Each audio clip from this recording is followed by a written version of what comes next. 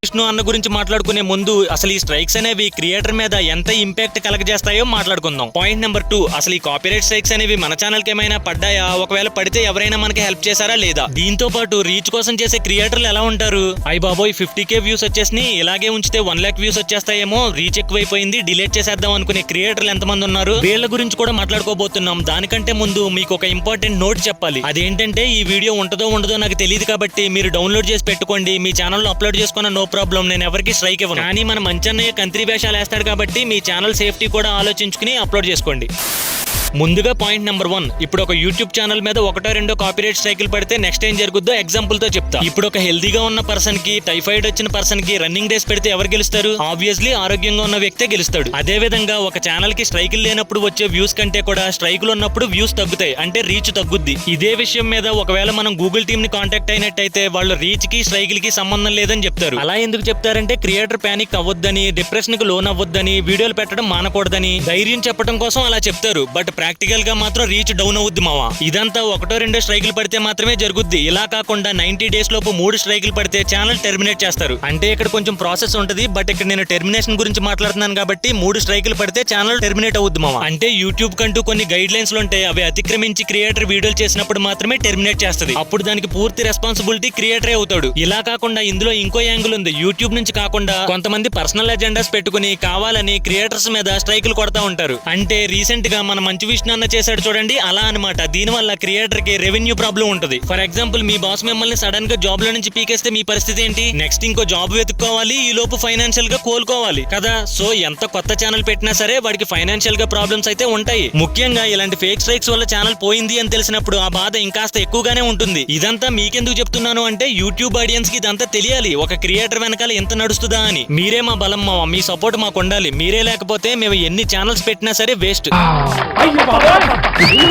Point number 2, అసలు reach కోసం చేసే క్రియేటర్స్ ని మనం ఎలా కనిపెట్టాలి? బొచ్చేం కాదు, మీకు యూనివర్సల్ ట్రూత్ చెప్పాలి మావా. యూట్యూబ్ ఛానల్ పెట్టిన ఏ క్రియేటర్ అయినా సరే రీచ్ కోసమే చేస్తాడు. లేదు నాకు ఒక 50,000 వ్యూస్ వచ్చేసినాయే, అనవసరంగా రీచ్ వచ్చేసిందే, అర్జెంట్ గా ఈ వీడియోని డిలీట్ చేసేయాలి అనే ఒక క్రియేటర్ కూడా ఉండడు. ఆఖరికి మన మంచి విష్ణు అన్నయ్య తీసిన సినిమా అయినా సరే, అందులో ఎంతమంది వర్కర్స్ పనిచేసినా సరే, ఎంతమంది టెక్నీషియన్స్ పనిచేసినా సరే, రిలీజ్ అయిన టీజర్ బాలేదని తెలిసినా సరే సినిమా హిట్ అవ్వాలనే కోరుకుంటాడు. అలాగే యూట్యూబ్ ఛానల్ పెట్టిన ప్రతి క్రియేటర్ కూడా రీచ్ కోసమే చేస్తాడు. కానీ చేసిన వీడియోలో పాయింట్లు ఉన్నాయా, సొల్లుందా అని మీరు డిసైడ్ చేయాలి. 3 years back girl gaming channel ఒకటో రెండో రోస్టింగ్ ఛానల్స్ కి స్ట్రైక్లు ఇచ్చింది. అప్పుడు ఆ అమ్మాయికి రీచ్ కూడా బానే ఉంది. కానీ నేను ఆ అమ్మాయి మీద అప్పుడు వీడియోలు చేయలేదు మావా. 2 years తర్వాత తన కూడా రోస్టింగ్ వీడియోలు చేస్తుంది అని తెలిసిన తర్వాత ప్రూఫ్ తో పాయింట్ మీద రోస్ట్ చేశా. కొత్త వాళ్ళు ఎవరైనా సరే ఆ వీడియోని చూడనట్లయితే లింక్ డిస్క్రిప్షన్ లో ఇస్తాను, వెళ్ళి చూడండి మావా. ఆ వీడియో మొత్తం కమ్యూనిటీకి సపోర్టెడ్ గా ఉంటది.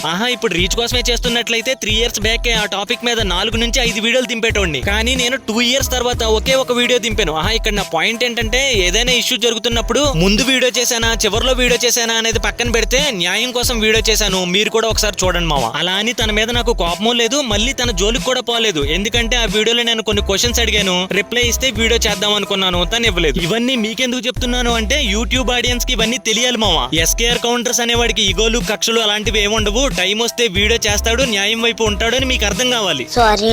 ఇక ఇందులోనే ఇంకో పాయింట్ ఏంటంటే మన ఛానల్ కి ఏమైనా స్ట్రైక్స్ పడ్డాయా, ఒకవేళ పడితే ఎవరైనా హెల్ప్ చేశారా లేదా? పడ్డాయి మావా, 2 స్ట్రైకులు పడ్డాయి. పాస్టర్ రోస్ట్ కి పడ్డాయి. ఒకటేమో షార్ట్ వీడియోకి పడింది, ఇంకొకటేమో లాంగ్ వీడియోకి పడింది. అసలు షార్ట్ వీడియోకి ఎందుకు స్ట్రైక్ వేశారో ఎందుకు తీసారో కూడా నాకు తెలియదు. బట్ లాంగ్ వీడియోకి మాత్రం స్ట్రైక్ వెనక్కి తీసుకోమని ఎంత రిక్వెస్ట్ చేసినా కూడా రెస్పాండ్ కాలేదు. తర్వాత కమ్యూనిటీ పోస్ట్ చేశాను, ఒక వీడియోలో కూడా చెప్పాను. 1 month జరిగిన తర్వాత ఇంకా 60 days స్ట్రైక్ ఉందని కూడా చెప్పాను. దాని తర్వాత ఎస్కేఆర్ గ్యాంగ్ అని ఒక బ్యాకప్ ఛానల్ పెట్టి అందులో కూడా వీడియో పెట్టి ఆ లింక్ తీసుకొచ్చి మళ్ళీ కమ్యూనిటీ పోస్ట్ చేశాను. ఎవడో వీడియోలు కాదు కదా, కనీసం మెసేజ్లు కూడా చేయలేదు మావా. కానీ ఆ పాస్టర్ వల్ల ఇంకెవరు ఎలాంటి ప్రాబ్లం ఫేస్ చేయకూడదని తమ్నైల్ ఎవరెవరు వాడారో వాళ్ళందరికీ వెళ్ళి కమెంట్లు కూడా పెట్టా. ట్రోలింగ్ ఛానల్ కూడా నేను కమెంట్ చేశాను మావా, అరే బాబు తమ్నైల్ మార్చండి స్ట్రైక్ ఇస్తుంది అని. కొంతమంది మార్చారు కూడా మావా. ఈ లొల్లంతా పక్కన పెడితే ఛానల్ కి రీచ్ పోయింది, ఇంకా ఒకటో రెండో స్ట్రైకులు పడితే ఛానల్ కూడా ఎగిరిపోద్దని వీడియోలు పెట్టడం కూడా మానేశాను మావా. తర్వాత కొన్ని రోజులకి కమ్యూనిటీ పోస్ట్ చూసి ప్లేలేక్ ఇన్కోగ్నిటో ఎడిటర్ ఆదిత్య అన్న కాంటాక్ట్ అయ్యారు. అన్నకి జరిగిందంతా చెప్పాను, నువ్వు దాని గురించి ఏం ఆలోచించుకో, కౌంటర్ నోటిఫికేషన్ పెట్టి వీడియో వెనక్కి తెచ్చేయచ్చని చెప్పారు. ముందు నువ్వు వీడియోలు పెట్టాయా స్వామి, ఛానల్ చచ్చేలా ఉందని మోటివేషన్ ఇచ్చారు. తర్వాత హెచ్సిబి బేబీ అనే పర్సన్ కమ్యూనిటీ పోస్ట్ చూసి ఏమైంది బ్రో అని చెప్పి కాల్ చేసి అడిగారు.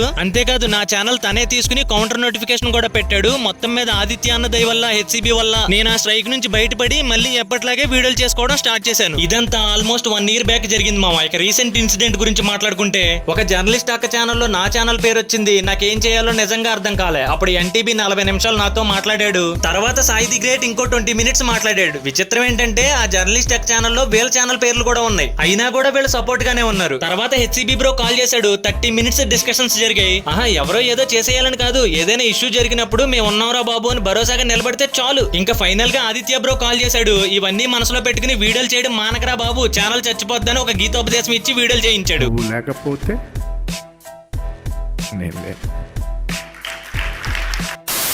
ఆ తర్వాత ఏం జరిగిందో ఏంటో తెలియదు మామ. ఆ జర్నలిస్ట్ అక్క కూడా 24 hours లో వీడియో తీసేసింది. నిజంగా నీకు కూడా ఒక స్పెషల్ థ్యాంక్స్ అక్క బాబు. విచిత్రంగా మనకి ఇన్స్టాగ్రామ్ నుంచి కూడా సపోర్ట్ వచ్చింది మామ. నేను నా పైత్యం బ్రహ్మి దాదా అనే మీమ్ పేజెస్ నుంచి నన్ను కాంటాక్ట్ అయ్యి ఒకవేళ నీ ఛానల్ కి ఏదన్నా జరిగితే మా సైడ్ నుంచి ఎంతో కొంత చిన్న హెల్ప్ అయినా చేస్తాం బ్రో అన్నారు. నిజంగా బ్రో అందరికి thank you so much bro. Thank you so much bro. ఇంకా లాస్ట్ అండ్ ఫైనల్ గా ఒక ఛానల్ ఉంది మామ. అదే ఎస్కేఆర్ ఫ్యాన్ గర్ల్. నవ్వకండి మామ, ఈ ఛానల్ కే రీచ్ లేదు, ఇంకా ఫ్యాన్ గర్ల్ ఛానల్ కి ఏం రీచ్ ఉంటదనే కదా. స్ట్రైక్ పడినప్పుడు తను కూడా కాంటాక్ట్ అయ్యారు మామ. దీని మీద వీడియో చేయాలంటే ప్రొసీజర్ ఏంటి అని అడిగారు. బట్ నేను ఆడపిల్లని గొడవలోకి లాగటం ఎందుకని చెప్పి రిప్లై ఇవ్వలేదు మామ. బట్ అయినా కూడా మన ఛానల్ పట్ల ఇంత కన్సర్న్ చూపించినందుకు థ్యాంక్ యూ సో మచ్ అండి. యాక్చువల్ గా వీళ్ళందరి గురించి ఎందుకు చెప్పానంటే వీళ్ళు చేసింది చిన్న హెల్ప్ కాదు మామ, పర్సనల్ గా థ్యాంక్స్ చెప్పి చేతులు దులిపేసుకోవడానికి. సో నిజాయితీగా మన పని మనం చేసుకుంటా పోవాలి. ఏదైనా ఆపదొస్తే ఇదిగో ఇలాంటి వాళ్ళు ఎవరైనా వచ్చా ఆదుకుంటారు. అప్కమింగ్ క్రియేటర్స్ కూడా నేను ఒకటే చెప్తున్నాను, కంటెంట్ పరంగా మీకు ఎన్నున్నా పర్లేదు కానీ దాన్ని పర్సనల్ గా తీసుకోకండి మామ. అట్లీస్ట్ నెక్స్ట్ జనరేషన్ లో ఉండే కమ్యూనిటీ అయినా కొంచెం బాగుంటది అని చెప్తున్నాను. ఈ రోజుకి ఇంతే ఈ వీడియోని లైక్ చేయకపోయినా పర్లేదు కానీ ఒక షేర్ చేయండి మామ. అలాగే ఈ వీడియో ఉంటుందో ఉండదో మనకి తెలియదు కాబట్టి డిస్క్రిప్షన్ లో అలాగే కమెంట్ సెక్షన్ లో కూడా సెకండ్ ఛానల్ యొక్క లింక్ ఇస్తాను. వెళ్ళి సబ్స్క్రైబ్ చేసుకుని రెడీగా ఉండండి. చూద్దాంలే, చూడటం కాదండి, మీరు చెయ్యాలంతే. నెక్స్ట్ వీడియోతో మళ్ళీ కలుస్తా. థ్యాంక్స్, నమస్తే.